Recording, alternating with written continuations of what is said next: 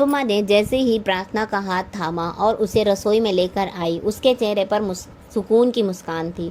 उसने प्रार्थना से कहा, ये रसोई नहीं, मेरे लिए माँ अन्नपूर्णा का मंदिर है। मैं यहाँ खाना नहीं बल्कि माँ का भोग बनाती हूँ और शायद इसी वजह से सबको मेरा खाना इतना पसंद आता है। प्रार्थना ने ध्यान से अनुपमा की हर बात सुनी और उसकी आंखों में अपने ससुराल को अपनाने की झलक दिखने लगी। अनुपमा ने उसे समझाया, अगर हम बड़े बुजुर्गों की बातों को समझने की कोशिश करें तो ज़िंदगी आसान हो जाती है। यही संस्कृति, यही परंपरा है जिसे हम आने वाली पीढ़ी को सौंपना है। प्रार्थना ने भावुक होकर कहा, मैं आपसे और बात से सब कुछ सीखने की पूरी कोशिश करूंगी, ये मेरा वादा है। अनुपमा ने मुस्कुराकर जवाब दिया, सीखना ही नहीं, हमें भी कुछ सिखाना। तुम्हारी जनरेशन को जो आता है वो हमें भी नहीं आता। यह आदान प्रदान ही इस रिश्ते को मजबूत बनाता है। फिर वह धीरे से बोलती है, ज़्यादा प्रेशर मत लेना। ज्वाइंट फैमिली की यह खूबसूरती है कि काम सब में बंट जाता है। यहाँ बच्चे भी और बुजुर्ग भी मदद करते हैं। अनुपमा ने प्रार्थना को समझाया कि अगर घर में खाना अच्छे मन से बने तो पूरे घर का दिन अच्छा जाता है। इसके बाद दोनों ने मिलकर रसोई में पूजा की तैयारी की और मां अन्नपूर्णा से आशीर्वाद मांगा। उन्होंने एक दूसरे को शुभकामनाएं दी और पहली बार रसोई में साथ काम करने की खुशी और उनके चेहरे पर साफ झलक रही थी। यह एक नई शुरुआत थी, एक नए रिश्ते की, एक नई समझ की। इधर शाह परिवार में अंश और प्रार्थना की मेहंदी और संगीत की तैयारियां जोरों से थी। पूरा घर रोशनी से जगमगाने लगा था, हर कोना संगीत और हंसी से भर गया था। इसी दौरान बाबूजी और लीला को नोक-झोंक में माहौल में हल्का फुल्का कर दिया गया। सरता अनुपमा से कहती है, मैंने आज तक गुजराती शादी नहीं देखी थी, मेरी यह इच्छा थी, तुम्हारी वजह से ये भी पूरी होने जा रही है। अनुपमा मुस्कुराकर और इस पल को वह मन ही मन में संजाने लगी। तभी अंश वहाँ आ जाता है और कहता है, मुझे भी कुछ मदद करने दीजिए। किंजल तुरंत उसे रोकते हुए बोलती है, तुम दोनों दूल्हा दुल्हन की तरह ही रहो, हमें मौका दो कि हम कुछ खास करें। जसप्रीत भी सहमति में सिर हिलाती है। अंश फिर भी सरिता की मदद करने लगता है, लेकिन सरिता उसे टोक देती है और मना कर देती है, तुम्हें अभी शादी पर ध्यान देना चाहिए, बाकी काम हम कर लेंगे। वह मुस्कुराता है और प्रार्थना के पास चला जाता है। लीला थोड़ी भावुक होकर कहती है, अगर मेरे पास पैसे होते तो मैं अंश की शादी इतनी धूमधाम से करती कि हर कोई देखता। अनुपमा तुरंत कहती है, पैसे भले कम हो लेकिन हमारी खुशियों में कोई कमी नहीं आएगी। लीला फिर कहती है, तुम्हारे जाने के बाद अंश ही इस घर की नींव को बनकर खड़ा रहा है, अब हमारी बारी है, हम इसके लिए कुछ करें। अनुपमा ने भावुक होकर कहा, हम सब मिलकर उसके इस पल को यादगार बनाएंगे। तभी बाबूजी कहते हैं, अनुपमा तुम अंश और प्रार्थना की शॉपिंग पर ले जाओ, उन्हें कुछ अच्छा महसूस होगा। अनुपमा ने तुरंत हामी भरी और अपनी डांस टीम से कहा, आप लोग रिहर्सल पर ध्यान दें, मैं थोड़ी देर में लौटूंगी। इसके बाद अनुपमा अंश और प्रार्थना के साथ बाजार की तरफ निकलते हैं। रास्ते में तीनों हंसी मजाक कर रहे थे, पुरानी बातें, नए सपने, सब कुछ एकदम हल्का और प्यारा लग रहा था। तभी एक कार उनके पास आकर रुकती है। उसमें से पराग, राही, माही और ख्याति उतरते हैं। जैसे ही अंश पराग को देखता है, वह झुककर उसके पैर छूता है, लेकिन पराग बिना आशीर्वाद दिए खड़ा रहता है। माहौल में अचानक ठहराव आ जाता है। अंश अपने भावों को संभालते हुए कहता है, मुझे पता है कि आपके मन में क्या चल रहा है। मैं आपके जितना अमीर नहीं हूँ, लेकिन मेरी अनुमा मुझे संस्कारों की अमीरी जरूर दी है। मैं वादा करता हूँ कि मैं आपकी बेटी की आंखों में कभी आंसू आने नहीं दूंगा। आप मेरे लिए सर हो, लेकिन उम्मीद करता हूँ कि एक दिन आप मुझे बेटा कहने का हक देंगे।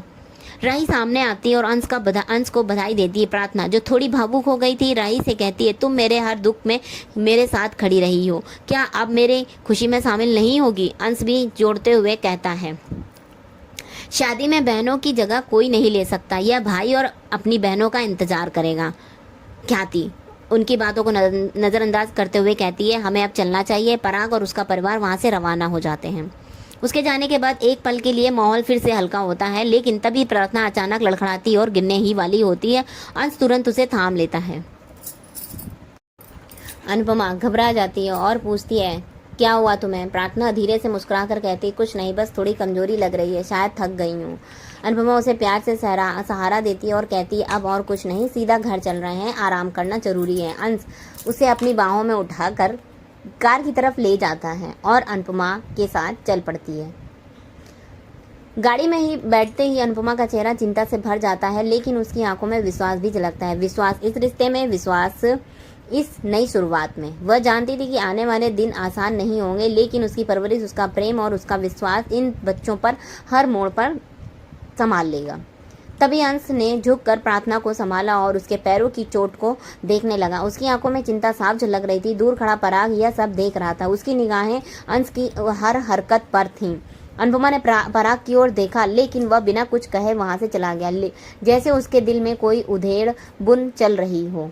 उधर घर में दूसरे कोने में पाकी नई ईशानी को ताना मारती है नजर आती है। सबकी शादी हो गई, लेकिन तुम अब तक ऐसे ही घूम रही हो।